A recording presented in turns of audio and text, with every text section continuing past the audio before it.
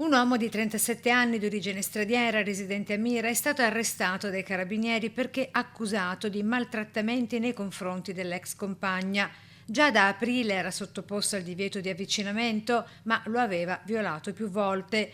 Prima sequestrando la donna e i figli, minacciandola di morte, poi presentandosi a casa della madre di lei nei giorni scorsi e danneggiando l'auto della vittima. Per questo la magistratura per lui ha disposto la custodia cautelare in carcere, episodio questo che ha scosso profondamente la comunità di Mira, con i ringraziamenti al contempo del primo cittadino all'operato degli uomini dell'Arma. Perché ancora una volta sono state tempestive, hanno sicuramente messo mano a una situazione impegnativa, difficile, e per quanto ci riguarda come comunità, che condanniamo sotto tutti i punti di vista, è una vergogna. E sempre il sindaco Dori a ricordare quali le misure adottate concretamente sul territorio per proteggere le donne e tentare di prevenire episodi così gravi. Noi a Mira abbiamo anche aperto anni fa uno sportello antiviolenza, ormai sono passati 8 anni, e che poi è diventato anche un punto di riferimento per tutta la Riviera del Brenta, e vi posso garantire che sono state tante,